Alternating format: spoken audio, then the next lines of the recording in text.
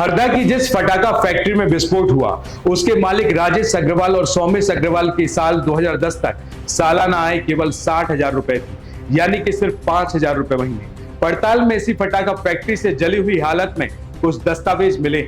उनमें एक ration card मिला है। इस कार्ड में अग्रवाल बंधुओं की आय भी दर्ज है। बीते 14 सालों में अग्रवाल बंधुओं ने अपने कारोबार को इतना फैलाया कि 5 फैक्ट्रियों के वे मालिक बन बैठे। नमस्कार, मैं हूं आपके साथ में भूपेंद्र सिंह और आप रिपब्लिक सागर मीडिया के साथ में। राजेश और सौमेश ने पटाखे का कारोबार कैसे खड़ा किया? पड़ताल में खुलासा हुआ है कि दोनों की शुरुआत गल्ला व्यापारी के तौर पर हुई थी। ये इनका पुश्तैनी कारोबार था। साथ में वे फटाकों का फुटकर व्यवसाय भी करते थे। धीरे धीरे दोनों फटाखा बनाने के व्यवसाय में उतरे और अपना पूरा साम्राज्य खड़ा कर लिया। और इनका रसूख इतना है कि इतने बड़े हादसे के बाद भी लोग इनके खिलाफ बोलने से डर रहे हैं। वही लोगों का कहना है कि सरकारी सिस्टम इस परिवार पर मेहरबान है। और रसूख का अंदाजा इसी बात से लगाया जा सकता है कि सब्जी मंडी में जहां अग्रवाल परिवार का 3 मंजिला मकान है, वहां उसकी फटाका दुकान और गोदाम को अब तक सील नहीं किया गया है। प्रशासन केवल वहां पर नोटिस चिपकाकर चला गया, जबकि लोगों का कहना है कि उन्होंने इसकी कई बार शिकायतें की हैं। अब हम आपको बताते हैं कि राजेश और सौमेश ने फटाका बनाने का कारोबार कैसे खड़ा किया और कैसे प्रशासन अपनी आंखें बंद करता रहा। हरदा में बैरागढ़ स्थित फटाका फैक्ट्री पूरी तरह से मलबे में तब्दील हो चुकी है। इसी मलबे में तलाश करते समय कुछ दस्तावेज हाथ लगे। इनमें राजेश अग्रवाल का जला हुआ राशन कार्ड भी मिला। इस राशन कार्ड पर उसके पूरे परिवार की एक डिटेल्स दी गई है। साल 2009 में बने इस राशन कार्ड में उसकी सालाना आय केवल 60,000 रुपए बताई गई है, यानी कि वो केवल 5,000 रुपए महीने की कमाई करता था। सब्जी मंडी स्थित राजेश अग्रवाल के 3 मंजिला मकान पर ताला पड़ा हुआ है। दीवार पर बड़े बड़े अक्षरों में लिखा हुआ है कि यहाँ पर फटाके मिलते हैं। आसपास के लोगों ने बताया कि यहाँ बेसमेंट के पीछे तरफ फटाकों का गोदाम भी है।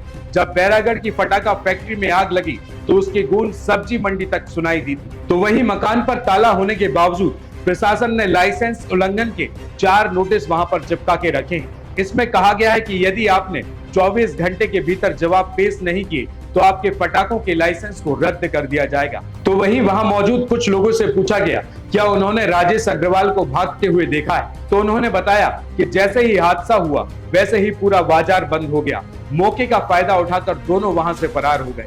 और यहाँ रहने वाले लोगों से जब राजेश अग्रवाल के बारे में पूछा गया तो उन्होंने बताया कि इनका गल्ला का पुश्तैनी कारोबार था, साथ ही फटाकों का फुटकर व्यवसाय भी था। कुछ और लोगों से बात करने पर पता चला कि राजेश अग्रवाल को जल्द ही समझ आ गया था कि फुटकर कारोबार से ज्यादा मुनाफा फटाका बनाने में है। उसने 2010 के बाद पहली फैक्ट्री बैरागढ़ में खोली और इसी फैक्ट्री में धमाका हुआ। इसके लिए उसने जिला प्रशासन से 15 किलो बारूद का लाइसेंस लिया था और इस लाइसेंस की आड़ में उसने अपना कारोबार फैलाया। लाइसेंस भले ही 15 किलो बारूद का था, लेकिन वो इससे ज्यादा प्रोडक्शन करने लगा। लोग कहते हैं कि जाहिर है कि प्रशासन की मिली भगत के बगैर ये संभव नहीं है। इसके बाद धीरे धीरे वो अपने कारोबार को बढ़ाता रहा। ज्यादा मुनाफा कमाने के लिए हरदा से महज 5 किलोमीटर के दायरे में उसने 3 और फैक्ट्रियां खोल डाली। और अब हम समझते हैं कि अगर फैक्ट्री अवैध थी तो कैसे चल रही थी। इस फैक्ट्री के सामने रहने वाली रुखसार भी कहती हैं कि उसका कुछ नहीं बिगड़ने वाला। फैक्ट्री पहले भी 3 बार सील हो चुकी है, लेकिन कुछ दिनों बाद फिर शुरू हो गई और इस बार भी हल्ला बंद होते ही यहाँ फिर फैक्ट्री शुरू हो जाएगी। और इसी फटाका फैक्ट्री में 2015 में जलकर इनके पति इकबाल की मौत हुई थी, लेकिन हुआ क्या? कुछ नहीं, ले देकर समझौता कर लिया और फिर केस खत्म हो गया। फैक्ट्री के सामने ही रहने वाली संगीता शर्मा कहती हैं कि उसका कोई कुछ नहीं बिगाड़ पाएगा। पहले भी ऐसा होता रहा, कई जाने चली गई, लेकिन राजू अग्रवाल का कारोबार लगातार बढ़ता गया है। रुखसार और संगीता जैसी यहाँ कई महिलाएं हैं जो कहती हैं कि जब तक यहाँ हल्ला है तब तक फैक्ट्री बंद है। उस राजू अग्रवाल का कोई कुछ नहीं बिगाड़ सकता, क्योंकि पहले भी उसकी फैक्ट्रियों में लोग मरते रहे, लेकिन उसका कुछ नहीं हुआ। वहीं बैरागढ़ की यह फैक्ट्री 2.5 एकड़ में फैली है, लेकिन राजस्व रिकॉर्ड में यहाँ सिर्फ 3,500 वर्ग फुट का डायवर्जन है, लेकिन यहाँ 10,000 वर्ग फुट से ज्यादा हिस्से में पक्का निर्माण बना हुआ है। लेकिन तब तक प्रशासन ने इस पर कोई एक्शन नहीं लिया। वहीं आसिक अली और साइना भी दोनों पति पत्नी इस फैक्ट्री में काम करते थे। साइना ने बताया कि फैक्ट्री की बिल्डिंग में 3 फ्लोर है। ग्राउंड फ्लोर पर केमिकल रखा जाता था। पहले फ्लोर पर अलग अलग ब्लॉक बने हुए थे, यहाँ फटाके में बत्ती लगाने का काम होता था और तीसरे फ्लोर पर पटाखों की रंगाई के बाद सुखाया जाता था। फिर 24 घंटे के बाद इसे नीचे लाकर इसकी पैकिंग की जाती थी। फैक्ट्री में केमिकल यानी कि बारूद को पीसने का काम आटा चक्की से किया जाता था। फैक्ट्री में बारूद आता था और चला जाता था। अब हम फटाकों की इकोनॉमिक्स को भी समझते हैं। फैक्ट्री में फटाका बनाने वाले कर्मचारियों को 1000 फटाके बनाने के बदले 250 रुपए मिलते थे। आसिफ और साइना रोजाना 4000 फटाके बनाते थे। यहाँ काम करने वाला व्यक्ति कम से कम 2000 फटाके बनाता था। इस हिसाब से उनकी दिन भर की मजदूरी करीब 500 रुपए होती थी।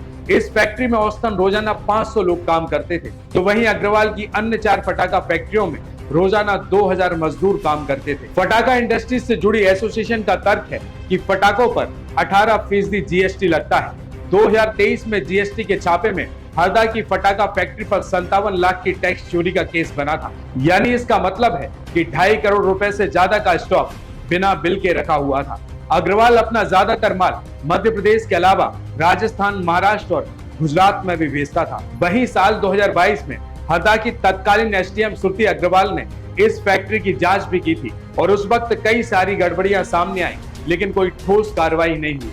जांच में एसडीएम ने पाया कि फटाका निर्माण परिसर के स्वीकृत नक्शे की जानकारी से जुड़े दस्तावेज मौके पर होने चाहिए, लेकिन टीम ने पाया कि परिसर में स्वीकृत नक्शे और ड्राइंग नहीं थी। और वहीं अगर हम आगे बात करें तो आतिशबाजी बारूद का निर्माण 1 मंजिला भवन के भीतर किया जाना चाहिए, लेकिन यहाँ तो 3 मंजिला भवन बना हुआ था। पहली मंजिल पर बारूद बनाने का काम होता था, दूसरी मंजिल पर फटाकों का निर्माण होता था, तो वहीं तीसरी मंजिल पर उन्हें रंगने का काम किया जाता था। इसमें फैक्ट्री का गोडाउन बिल्डिंग से 45 मीटर की दूरी पर होना चाहिए, लेकिन यहाँ तो इसी बिल्डिंग में ही गोडाउन बनाकर रखा हुआ था। तो वहीं फैक्ट्री में विस्फोटक की मात्रा 15 किलोग्राम से ज्यादा नहीं होना चाहिए और इनका लाइसेंस भी 15 किलो बारूद का ही था। लेकिन यहाँ तो 7,35,000 सुतली बम और वाकी फटाके मिले हैं, जो तय 15 किलो की मात्रा से कई गुना ज्यादा थे। लेकिन अब सवाल यह भी खड़ा होता है कि फैक्ट्री का दायरा 2.5 एकड़ में फैला हुआ था।